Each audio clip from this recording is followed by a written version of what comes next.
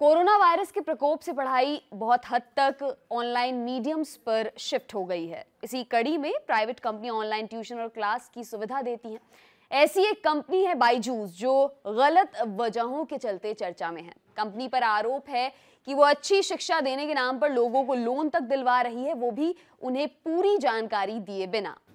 मामला निधि बहुगुणा नाम की एक ट्विटर यूजर के एक दावे से जुड़ा हुआ है। उन्होंने ट्विटर के जरिए बायजूस पर आरोप लगाया कि कंपनी ने उनके यहाँ साफ सफाई करने वाली महिला की बेटी को अच्छी शिक्षा के लिए लैपटॉप देने के नाम पर लोन के डॉक्यूमेंट्स पर दस्तखत करवा लिए, जबकि इसकी जानकारी उन्हें नहीं दी गई।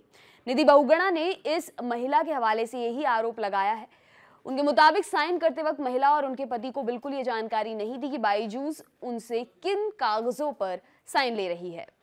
कंपनी को लेकर निधि बहुगुणा का ट्वीट वायरल है, जिस पर बायजूस के एक आधिकारिक ट्विटर हैंडल से पोस्ट भी किया गया है। इसमें यह बताया गया है कि मामले को संज्ञान में लेते हुए इसका हल कर दिया गया है। पूरा मामला क्या है, आपको बताते हैं।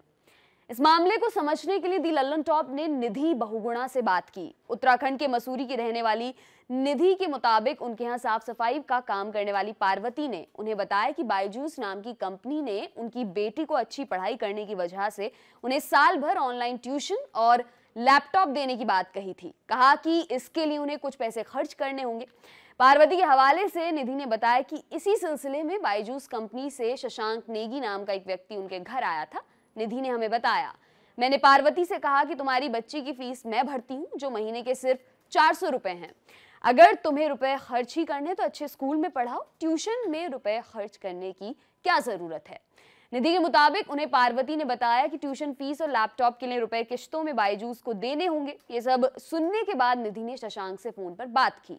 उन्होंने शशांक से कहा कि वो ये प्रोसेस को कैंसिल कर दे, क्योंकि पार्वती और उनके पति अब ये नहीं चाहते। लेकिन शशांक ने निधि को बताया कि लोन अब प्रोसेस किया जा चुका है। ट्वीट वायरल होने के बाद बायजूस की associate vice president Sunita Krishnan ने निधि से संपर्क किया। सुनीता ने कंपनी से हुई गलतियों का जिक्र किया और मामले को उनके संज्ञान में लाने के लिए निधि का शुक्रिया अदा भी किया। सुनीता और निधि की ये व्हाट्सएप चैट्स अंग्रेजी में हैं, जिन्हें निधि ने लल्लन टॉप को मुहैया कराया है। इन चैट्स के स्क्रीनशॉट्स आप अपनी स्क्रीन पर इस वक्त देख सकते हैं। इन चैट्स में बायजूस की सुनीता कृष्णन कहती हैं कि उनकी कंपनी के अविनाश तिवारी नाम के व्यक्ति ने 10,000 रुपए पार्वती को लौटा दिए और मामला अब खत्म कर दिया गया है। सुनीता निधि से ये भी कहती हैं कि वो अपने ट्वीट में इस बात का जिक्र भी कर दें कि मामले को अब सुलझा दिया गया है। बहरहाल मामले को पूरी तरह से जानने के लिए हमने पार्वती के पति रामचंद्र से भी बात की। उन्होंने हमें बताया कि उनकी बेटी ने बायजूस का ऐप डाउनलोड किया था। इसके बाद उन्हें एक फोन आया कि उन्हें साल भर ऑनलाइन ट्यूशन की सुविधा मिलेगी। रामचंद्र के मुताबिक कॉल के बाद 27 नवंबर को शशांक नेगी नाम का आदमी उनके घर आया। रामचंद्र कहते हैं, मैं होटल में खाना बनाने का काम करता हूँ। शनिवार के दिन मैं होटल नहीं गया। शशांक नेगी घर पर मिलने आया और बताया कि मुझे बच्ची के ट्यूशन के लिए हर महीने सिर्फ 2200 रुपए देने होंगे 2 सालों तक, और मेरी बच्ची अच्छे से पढ़ पाएगी। लेकिन मुझे ठीक से कुछ समझ नहीं आया। रामचंद्र ने आगे बताया, मैंने शशांक से कहा कि मेरे पास पैसे नहीं है, तो उन्होंने कहा कि वो गढ़वाली हैं और मैं भी गढ़वाली हूँ, इस वजह से वो मेरी मदद करेंगे। फिर शशांक को मैंने अपना पैन कार्ड और एक ब्लैंक चेक साइन करके दे दिया। शशांक ने मुझसे कहा कि वो मेरे बैंक अकाउंट में पैसे डाल देंगे। उन्होंने ये भी कहा कि अगर कंपनी से कोई कॉल करे तो मैं ये ना बताऊं कि रुपए शशांक ने मेरे अकाउंट में ट्रांसफर किए थे।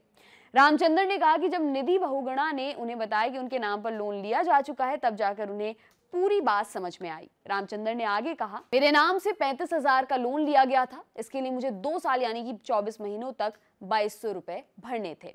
यहाँ पर बता दें कि अगर रामचंद्र ये लोन चुकाते तो वो 2 सालों में कुल 52,800 रुपए भरते। 35,000 का लोन, ब्याज के साथ 52,800, मतलब 2 सालों में 17,800 रुपए का ब्याज उन्हें भरना पड़ता, जो कि कुल रकम का 50% से भी ज्यादा है। हालांकि इसकी नौबत नहीं आई। रामचंद्र ने हमें बताया कि रविवार 28 नवंबर की शाम को उनके घर पर बायजूस कंपनी से अविनाश तिवारी नाम का व्यक्ति आया और उनका चेक लौटा गया। साथ में ये भी आश्वासन दिया कि कंपनी के रिकॉर्ड से भी उनका सब कुछ हटा दिया जाएगा। इस पूरे मामले में बायजूस कंपनी का रुख जानने के लिए हमने उनसे भी संपर्क किया।